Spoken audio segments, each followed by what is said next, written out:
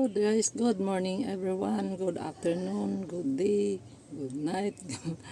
So yan guys, panghalin tapat alauna. So susuungin ko ngayon ng sobrang init. Pupunta ako sa client ko, grabe kasi mga client ko magtatrabaho sila sa umaga pag wala pang init, tapos tanghaling tapat saka sila tatawag ng kanilang ano.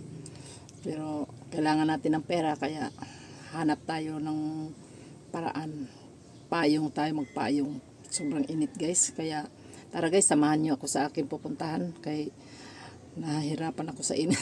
So, gabayan, anuhan ninyo ako guys, yung samahan nyo ako sa pagbibilad sa araw. So tara guys, punta tayo doon.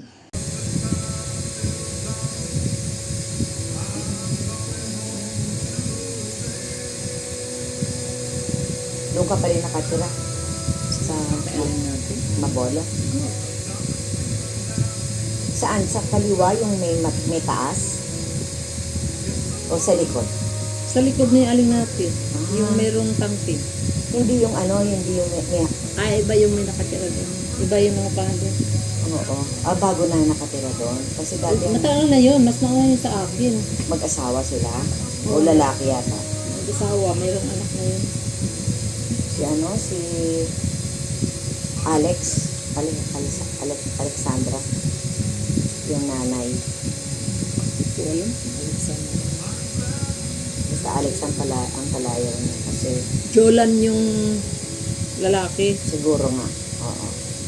Ano siya eh. Si Alex ay trabaho yata sa virtual, online. Pero community pantry siya. Siya nag-lead dito ng community pantry. Nakasali lang kami.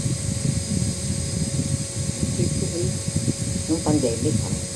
Pero syempre hindi ko na siya kakontak nung wala nang pandemic.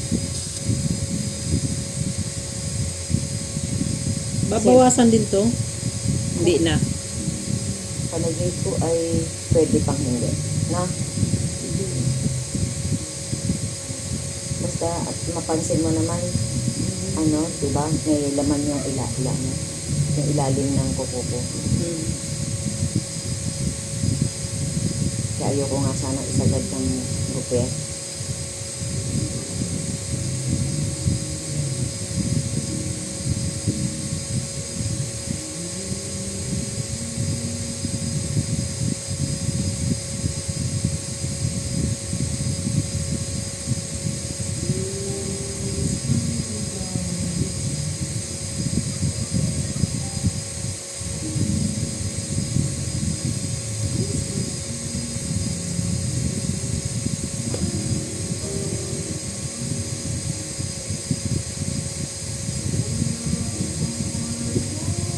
Buti hindi na uubusan ng baterya yung mo.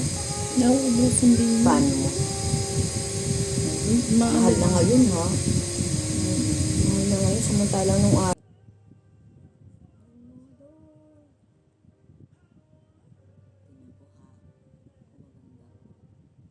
Diba maganda? No? Puti ka naman. Hindi maputi. Tama lang yung kulay ko siguro. Pero hindi ako maputi. Maitim ako.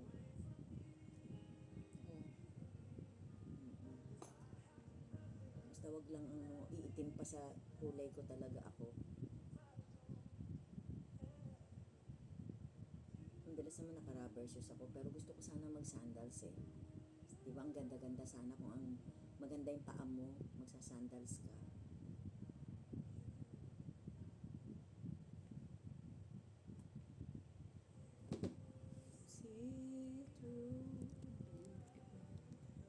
Pinapakita mo yung polish, no? Maganda pala yung polish na yun, sabi nila. Minsan sa kamay ko, pag naglagay ko ng cutex sa kamay. O ano yan, di ba? Sasabihin nila. Ganda naman ng cutex mo. Talaga naman sa akin. Pagpunta ko dyan ha. Pagpunta mo sa akin, yan ang lagay mo ha. Pero pag sa YouTube ka naman, maliban lang kung may mga followers ka na katulad sa'yo, kung halimbawa manood ka sa Usually, hindi mo naman kliyente ang hindi ko nag-follow. Mismo rin mga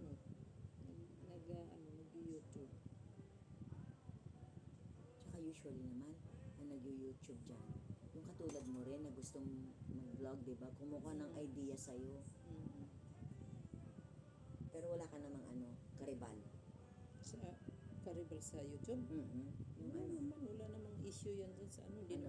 Hindi naman katulad yan sa sa pagalingan. sa Facebook. Sa Facebook, pagalingan eh. Marami pang marites. Oo.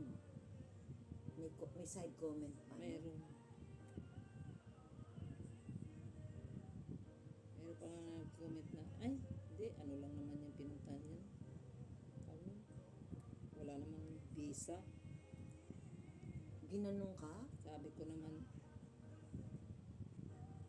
wala lang pakialam kay may visa o wala. Basta ako nakalabas ako ng bansa. Oo. That's all. Nagaganon ako. Oo. Wala kayong mag-comment ng manood na lang Mga kayo. inggit, no? Inggit lang. Kung ayaw nyo manood, pumikit kayo. Yung tingnan. Hindi naman na kayo nagpapasahod sa akin eh. Ang YouTube naman eh. Naganon ko. Pero magkano sahod sa'yo? 7,000 ang followers mo eh. Depende. Ngayon, sasahod ako. Ngayon, kaso nga lang, hindi ko alam kung maisahod ko. Kasi gawa ng, yung tax ko, nag-expired na daw. Paano yun? Wala naman akong tax na. I-renew ko yung tax. Hindi, tax mo para sa kanila. Sa YouTube. Kakulay pa ng Injection over.